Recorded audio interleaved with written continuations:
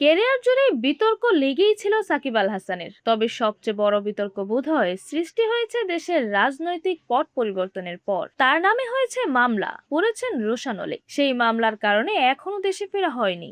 এবার দেশে ফেরা, মামলা থেকে মুক্তি পাওয়া আর বিসিবির ভূমিকা নিয়ে মুখ খুললেন সাবেক এই অধিনায়ক।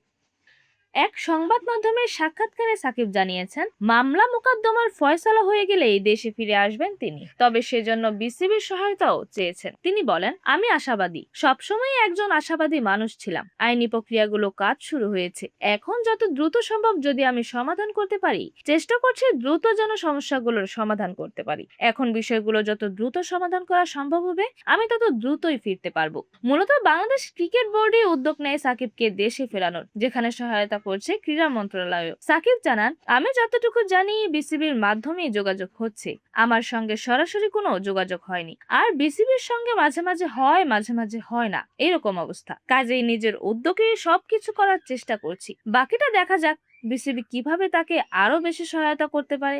জানিয়ে সাকিব বলেন, আইনি প্রক্রিয়া যেগুলো আছে সেগুলো বিসিবির মাধ্যমে হলে জিনিসটা আরো তাড়াতাড়ি সমাধান হতে পারত। বিসিবিরও সিদ্ধান্তের বিষয় আছে যে তারা এটা করবে কিনা, করতে চায় কিনা, বা তাদের করার এখতিয়ার আছে কিনা। হয়তো এভাবে করাটা সম্ভব হয় না, আমারটা যেহেতু আমাকেই করতে হবে, বাকিটা বললাম তো, যে সাহায্যগুলো লাগে তাদেরকে সেই অনুরোধটুকুই করব। দীর্ঘদিন ধরে সাকিব পা রাখতে পারছেন না বাংলাদেশের মাটিতে। স্বাভাবিকভাবেই দেশকে মিস করছেন তিনি। জানালেন, যে কোনো মানুষই যখন তার দেশে যেতে পারে না, তখন সে অবশ্যই দেশকে মিস করবে। আমার ক্ষেত্রেও তার কোনো ব্যতিক্রম নেই। আমিও দেশটাকে ভীষণভাবেই মিস করছি। আশা করছি দ্রুতই দেশে ফিরতে পারবো, সেটা হলে অবশ্যই ভালো লাগবে। এ সময় তিনি অতীতের নানা বিতর্ক নিয়ে বলেন, মানুষ ভুল থেকেই শেখে, শিখতেই থাকে।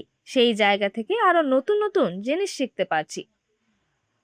এরকমই যে কোনো খেলার আপডেট সবার আগে পেতে অবশ্যই চ্যানেলটি সাবস্ক্রাইব করে রাখুন। ধন্যবাদ। প্লেবাজ নিউজ।